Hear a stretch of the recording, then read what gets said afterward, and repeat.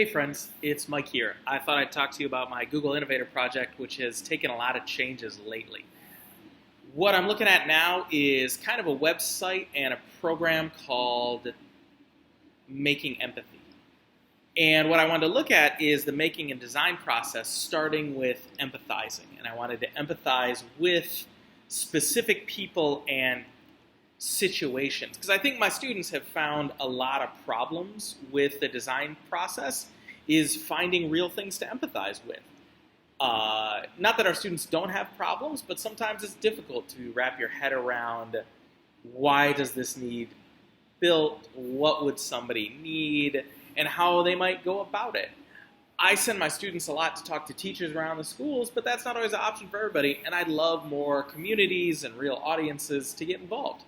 So we are going to do Making Empathy, and we're going to focus on makerspace, design projects, but not just things you do in design classes, things you do in every class, and how might you build something for somebody that needs it. And this could be an individual project, like a prosthetic for someone that they might need, but it could also be our school needs a way to organize 3D printing files or student work, or Mr. Smith needs a device to store markers on his board. But I also want to get larger and more personal, like, Miss Yu needs a way to make her chemotherapy treatments more palatable, or the Children's Hospital needs a way to talk to students about washing your hands during a viral outbreak, for example, or that, the oceans have a lot of plastic in it, and we need to build and design a thing to help filter out some of that plastic.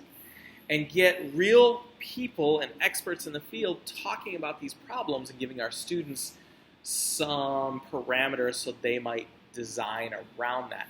And then we could host those things all in one place, and everybody could see it and work on it and show their projects, show their progress, show their failures, show the work they're doing. And they can interact with each other and interact with me and interact with some of these experts and get some ideas on it. I'm going to give you an example in another video, but a good one might be, hey, Mr. Bycraft needs a prosthetic that helps him with weightlifting.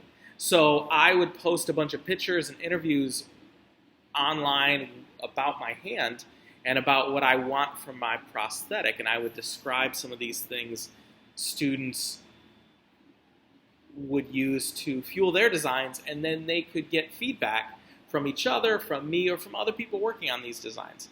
So I think I'm taking the how might we statement from my original Google project, how might we increase making and design in schools, and now I'm scaling it down a bit. How might we help our students design better projects? How might we help our students empathize in the design process by giving them specific examples? So that's kind of my new design, and that's what this website's going to be about. It's going to showcase specific projects that teachers can work on with their students and that kids can work on in school, outside of school.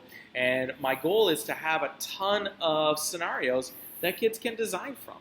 And I thought that would be a really cool project. So I'm going to post some videos from some people I'm working with, some projects my kids are doing, and hopefully put that out there for students to look at design projects from. So that's kind of where we're at right now. That's what this website's going to be. Thanks for coming. Hope we can build some cool stuff together. Bye.